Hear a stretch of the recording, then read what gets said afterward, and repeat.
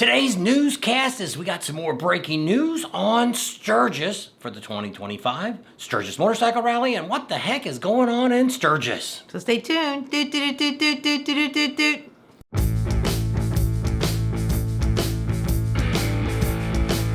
You know, a lot of you liked that video we put out the other day, and I had a lot of people that just kind of went on our Facebook page and said it was clickbait. I had like 2 people, 3 people in our comments that said clickbait on it. And then when I wrote them back and said, did you even watch it? And they're like, no, that's not true. The rally isn't going to be canceled or anything like that. Well, let's just step back a little bit and just say that now this isn't going to happen, but let's say the city did go into bankruptcy. That would change a lot about what's going on in the rally, because a lot of that would change a lot of things. There might not even be any more vendors in town. There may not be closing Main Street down because they wouldn't be able to hire the extra police to take care of that. So there'd be no excitement really going on in town. You might still have the bars and stuff, but in that case too, if any of the bars, nightclubs that are out there, if they have to get a special permit because, you know, they're playing louder music, they're playing longer at night, those permits may not be available if they have to buy that. In a lot of cities, they do require that for special events like the Sturgis Motorcycle Rally. So yes, it could definitely change. Would the Buffalo Chips still be going on? Yes. Would Pappy Hoyle and the Full Throttle Saloon? Yes. Would a lot of the other things? Yes. But would people still be coming if they knew the city was bankrupt? So yes, that to me is a big thing. Oh yes, the rally would still be going on. And we're going to talk about that in just a few minutes about that. But, you know, but it definitely would change. So that's why we wanted to bring that out, because a lot of people on several of the social media groups, the Wall Street Journal wrote that ad or wrote that article and said all this stuff. They got all these interviews and stuff, and they really didn't have the whole story. And that's why we decided to put that out, is to give out. And I got a lot of great comments that people said, we appreciate you doing that. We didn't know why they did this. We didn't know why they did that. But it was just kind of to let you get a feel of what's really going on in the city of Sturgis. And at the end, we said the rally would continue no matter what, the money to sustain the rally as it's been. Yeah, in the city limits of Sturgis. And with all the different news articles and different things, broadcasts that have been out, we wanted to make sure that we brought you the correct and the right information so you would know for sure what was going on and what to expect when you arrive if you're going this year. So some of the things we didn't say on the video the other day was, you know, it all started out with Pappy Hoyle and the Jack Pine Gypsies. They kind of started the rally, but as it started getting bigger and bigger, it actually was the local Chamber of Commerce had taken it over, and they had started doing it. And then when it started getting bigger and bigger, the city came in and said, we're just going to do it all. You know, maybe that was the downfall of it, because a lot of the rallies we go to, Leesburg, for instance, is put on by the city and the Chamber of Commerce. They work together. And a lot of the rallies that we go to, actually in Daytona, for Bike Week, it actually is put on by Chamber of Commerce. That's right there in Daytona. They're in charge of it. So a lot of the rallies we go to, it's not necessarily the city has full control of it like they do in Sturgis. Now, that's one of the things that we just had a council meeting on Tuesday night, and they actually said that they're going to give some more of that back to the chamber to work on. We've got a phone call into the chamber, and we're going to try to find out what all they've got online. But they haven't, I don't know what all is, and they didn't talk a lot about it. They just had an agreement that came across the table, and the council would talk about it, and they would go from there. First of all, I just want to remind everybody that, you know, a lot of people said it's because it's a Democrat-ran committee, and you know, I'm not sure what the politicians are there in Sturgis. I would think they're more conservative. Dan Ainsley that left, he did come from California. We didn't mention that before. The business agent that was there before, he did come from California, which you can say that or whatever. But we don't know what their political views are or what their policies are on that. But there is a whole new city council. They've got a new attorney, they got a new business agent, then they've also got a new financial agent that's on there. So it's all new people, and they're all people that are from the city of Sturgis. So it's not anybody that they brought in from the outside to take this over. So that's just something that, you know, we're hoping that this gets better and the city will get this under control and figure out what's happening. We found out one of the people we contact, the city ended up letting her go. We're not going to give out any of her name or anything like that. But we kind of thought that was kind of a cheap shot. But, you know, we have no control over what the city council decides to do. But some of the things we want to talk about is, you know, we talked about that where they had the racetrack at years and years and years ago, that fairgrounds that we were talking about that's out there by the high school. That's where they used to have the flat track racing at. American Flat Track Association is actually looking at maybe doing something with the city. Well, then on Tuesday, because I don't want to say last night, because we're filming this on Wednesday, so I don't know when this will be out. But to let you know, on Tuesday, they had a vote because the school wanted to buy half of it. They've been really pressuring them to do it. Some of the local people were actually saying that they were selling it to the school for way too cheap for what they had invested in that fairgrounds, which I have no idea what they did. We didn't background check that. Well, last night, unanimously, they turned down the offer for the county right now, for the school district to buy that half a piece of property. That the council would like to sit back now and look at all the different avenues, maybe the flat track being involved with it, and they wanted to make it more for the city. Maybe it can help the rally by having maybe a flat track racing there, or maybe they can also do it for have more activities that are out there. But right now there's really no buildings that we can see on that property by looking at an aerial shot. So I think it's just an open piece of property that they had their 4-H club gatherings on and different things like that. It was just a piece of property that I guess the county owned. Now the city owns it. I'm not sure who owns it. We didn't get into all that, but I guess they did some racing back in the day on that track and stuff. So I don't know when the city bought it. So I don't know. We didn't get into that. We just figured that was just one more thing we didn't need to dig into. So they decided not to do that. The other thing that we wanted to mention that we did say the other night, or on the video, that they bought that $1.4 million piece of property to build that water park. They did sell about half of that, I believe. I don't know what the actual size was. That they sold it to the county/the state for the widening of the highway and all that kind of stuff. So that's kind of good for the city. They'll be getting some money back for that. What they're going to do with that piece of property, the other half that's still there, they have no clue at this moment. They're just going to kind of table that and get all their other stuff straightened out and see what's going on. Some of the things that we also wanted to talk about is, a lot of people said that's one of the reasons we don't go to Sturgis anymore, because we don't like that, all the politics and, the people that come to the rally, they've got attitudes. They think they're too big to be riding on their bikes or whatever. They got little man syndrome. I don't know what it is. But one of the things we wanted to kind of talk about is, why don't you come early? We actually get there 8 weeks before the rally, or 7 weeks before the rally actually starts. But just to kind of give you an idea, if you came the weekend of the 27th, that's actually pre-rally for Black Hills Harley-Davidson. So they'll have about 60 to 70% of their vendors will be on the lot on Saturday and Sunday, and then they're there the rest of the week, and the other vendors will be showing up all throughout the week. In town, vendors start showing up a little bit early too. You'll usually see Tuesday or Wednesday, a lot of the vendors will show up. Some of them are actually there the weekend before. Johnny's booth is actually set up, I think, the Thursday before that. Yeah, I think so. And so there's a lot of things that'll start coming in and getting set up. Some of the stores are already kind of open that are going to be there and stuff. So, there is stuff that's going on, but it's not full blown. It's not, they don't have Main Street closed down or anything like that. But you can still experience a little bit of that. But what's nice about it, and we're going to talk about it too, is you might even think of going 2 weeks before the rally, which would be July 19th. Because what happens with the city is, on Wednesdays during the summer, they actually have a downtown festival. Yeah, and they close Main Street down there for a couple of blocks, and at Harley Square. Harley Square there, they have that area closed down about a block each way, and right there by the Knuckle Saloon. And the Oasis is there, and the Sturgis Hotel is there. So they have bands, they have all kinds of stuff for the kids, and it's a really Food good trucks. time. It's fun. And it's more local people, but everybody's invited. We actually went down 2 different nights. We were down there on Wednesdays and checked it all out. Spearfish also has a night during the week that they have a band that comes in and plays. Actually, last year in Sturgis and in Spearfish, they actually had an up-and-coming country star. Yeah. She has a couple, I know at least one hit with Gretchen Wilson, so that's kind of cool.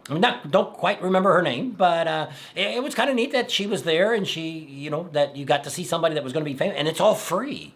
And so same thing, Spearfish has stuff, Rapid City has stuff going on during the week, during the summer. Sickies has bike night on Wednesday nights, and then Deadwood, they also have stuff on one night during the week. They all pick different nights, too, so it's not like they're all Wednesday nights, other than Sickies bike night.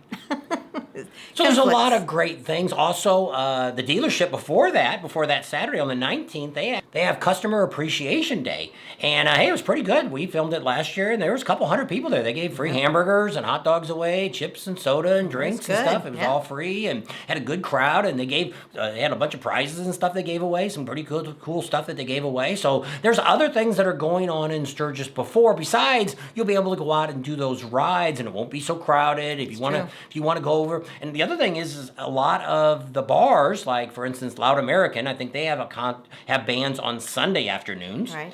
And then on Saturday, the Knuckle had bands the weekend before, a couple weekends before, up until the rally. They had some bands playing. So there is some entertainment that is going on. It's not full blown, out at the full throttle. They don't have anything going on in the back. Their main bar's all open. I don't think they had any bands or anything playing before pre-rally started.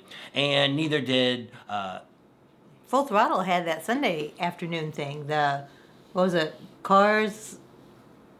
Music, cars, and guitars, or something like that. But that was kind of cool. We went out there a couple times, and they had those bands on Sundays. And they had a band on that, and that was on a Sunday. So so there is things going on way before the rally starts. So you don't have to come for our Sturgis Motorcycle Rally. So you can get a good taste or a good feel with less crowd, less excitement, and not as much stuff going on, but enough to keep you entertained and not have to deal with the big crowd and the hustle bustle of the Sturgis Rally. And what the really big thing is, it's a whole lot less expensive to come before.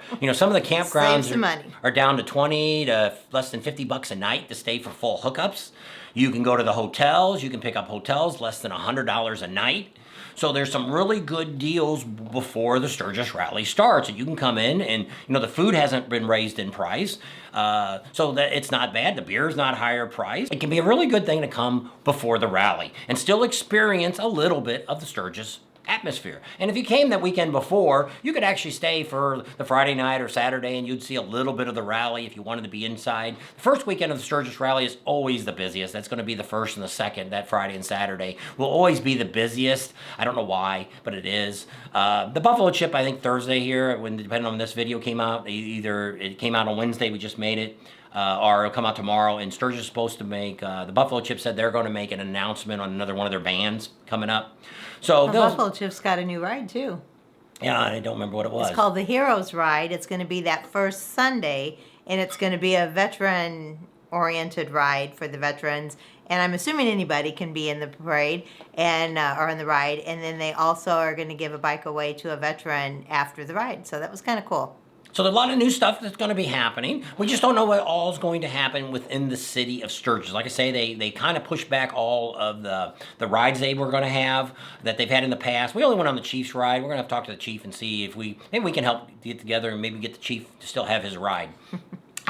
It's the weekend before. It's the week before. I think it's Thursday. I think that Wednesday. Yeah, Wednesday or Thursday before the rally starts during pre-week. That's when he usually has his, and it's more of a local people. But I mean, it was a really good crowd. Several of our subscribers showed up there to check that all out. So ended up being a really good ride. Now we didn't do the pub crawl. We're not big drinkers to start with. So they also had a Pearl ride last year, which is Pappy Hoyle's wife's name. They had a ride for her, dedicated to her, and but. Like I say, they're not going to do any of those rides this year. We're going to have to get a hold of the Chief and see what he's got going on, because I don't see any reason why. Maybe we can help him get some sponsors to have a little bit of food, or give you a T-shirt or something. We'll see. If anybody's out there that wants to do that, let us know. We'll get a hold of the Chief. Help out the Chief and have a Chief's ride. So that's pretty neat. So that's just some of the things that we wanted to say that let you know that a lot of stuff is going on. And you don't have to come during August 1st through the 10th. There's a lot of stuff going on if you want to come prior to that. You still got all the Black Hills, you've got Mount Rushmore, you got Crazy Horse, you've got all the little cities. They're all still open. And like you said, all the restaurants, the bars, they're all open at summertime. That's tourism time for South Dakota. So there's still a lot to do, and you can still get a little bit of flavor of Sturgis Motorcycle Rally without it. And when we were there those 8 weeks before, there were still a lot of bikes there. And one of the things that I wanted to say, because a lot of people say, I might just want to stay after the rally, come in after the rally. I highly recommend not to do that. Why? Because a lot of the businesses, because they've worked so long, they've worked so hard to get up to the rally, they shut down. Uncle Louie's Diner, he's closed for that whole week. One Eye Jack's, I think they pulled the plug and would close down for a while. So a lot of the things will pull back and say, hey, we're all done with this. Let's just let everybody have a time off, enjoy that, and come back and then start over. So I'm not a big one for recommending after the rally, but like I say, we're there 7 weeks before the rally, and there's stuff to do every single day within the Black Hills. So there's our recommendation. What? Another reason not to go after or too late after the rally is because the weather can change. We were supposed to leave one time the first week in September, and we left early, and he says, what day we were supposed to leave? And I said, today, and he's like... It was September 4th, I think it was. Yeah, and they had like 5 inches of snow. Yeah, so the weather can definitely change there, no matter what. We've actually been at the Sturgis Rally and we had snow flurries before, so that's not uncommon to see that. And 115 degrees isn't uncommon either. So that's happened before. It was hot. No, it's 105. It's 115 here in Arizona. So 105 there. But it was a warm 105, and it was for the whole rally. Yeah.